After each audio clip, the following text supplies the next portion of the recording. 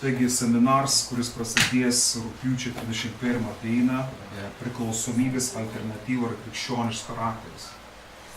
Kad mes ir kalbėjom per palapinių šventį ir kad toliau kalbam, kad atein laiks ne tik sekmadienės rinktis dėl savęs, bet kviesti, žinot temą, žinot prasmę, žinot tikslą to seminaro. Bažnyčios Facebook'e taip pat yra sukurts renginys. Jūs, jeigu esate bažnyčios Facebook'e pasijungę, jūs matot to renginį ir tiesiog, jeigu jūs turit savo Facebook'o paskyrą, jūs galit, ne taip aš sakau, kad visus, ko norit, bendradarbius, pažįstamus ir taip toliau, tiesiog trumpą pasimeldus, pagalvojus, kam tie dalykai būtų aktualūs, pakviesti. Tai viens paprasčiausias, paraškite 2 mygtukų paspaudėms, jūs galite pakviesti. Rugpjūčio 31 tai bus pradžia ir įvadas. Taigi, kas yra svarbiausia šitam seminarui, tai remas labai paprastą raštą veitą, kuris sako 2 Petro 1:5-7, sako, todėl parodykite visą savo stropumą, praturtinami savo tikėjimą, dorybę, pažinimą, susivaldymą, ištvermę, maldingumą, dar kartą pakartoju, brolybę ir meilę. Tai galima įvardinti tokius kaip popiežius. Mes gyvenam pasaulyje, kur žmonės yra labai daug priklausomi nuo tam tikrų dalykų.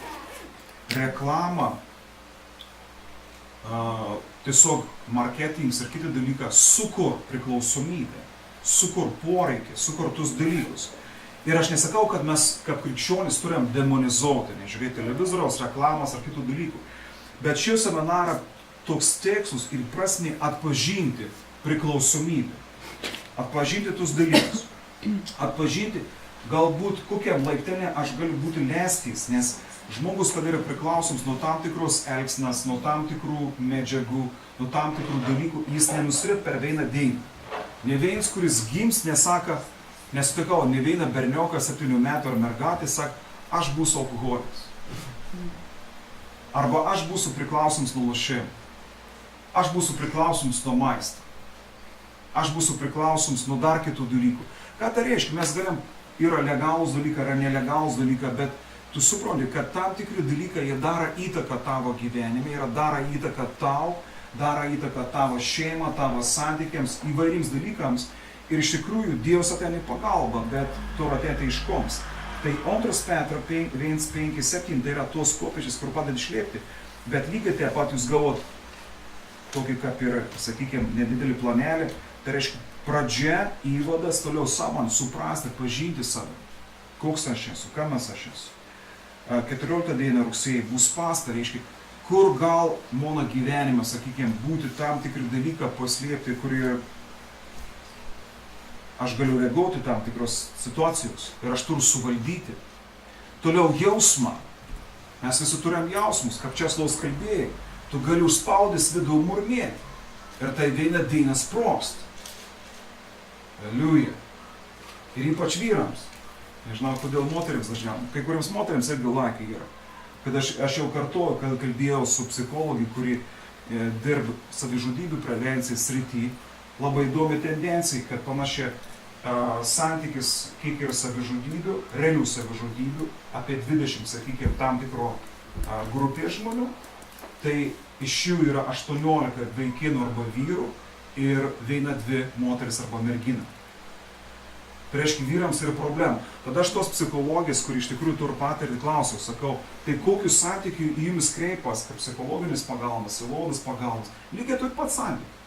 Aten 18-19 merginų ir 1-2 vyra, kad kalbėti, suprantat, kad suvokti, kas aš esu, kas pas monis yra.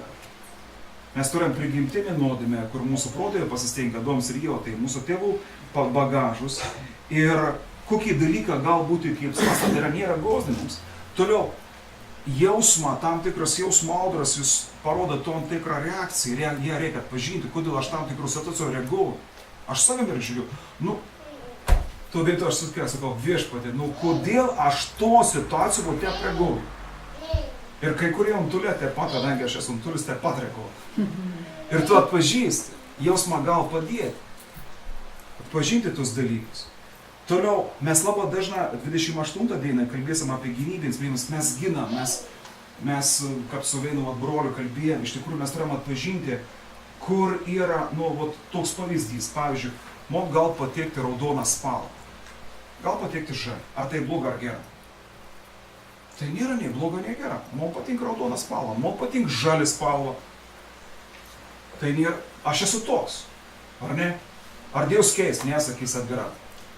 Lietuvo ir bažnyčio raudona spalva tau negal patikti. Pakeiskim tai. Ir tu girdi pamokslą ir pralaika seminarą, kad raudona spalva yra pavojinga spalva. Bet yra kita dalis, kada yra mūsų charakteris savybės, yra tam tikri polinkiai ir mes galim lygiai taip pat ginti, kad aš galiu labai ramiai ginti, kad ne. Jūs galite vis man sakyti raudoną spalvą, aš sakysiu, ne. Aš sakau, kad gera ir aš ginus. Bet yra kita pusė, kada mūsų savybės, tam tikras charakteris savybės, jos turi būti pakeist. Tai nesam mes tikrasis mūsų aš. Ir tada mes nepajuntam, kad mes turim tokius kaip šarvus, gyvybės priims ir mes negalim prisileisti nei Dievo, nei kitų žmonių pagalbos. Mes ginamės. Ir viešpats sako, aš negriausiu tavęs, aš nenaikinsiu tavęs, aš nesiųsiu kitų žmonių, kad sugriautų, sunaikinti, bet aš noriu padėti, bet tu turi atidaryti duris. Viešpats sako, aš beldu. Kas išgirs ir atidarys duris, aš eisiu. Kas neišgirs,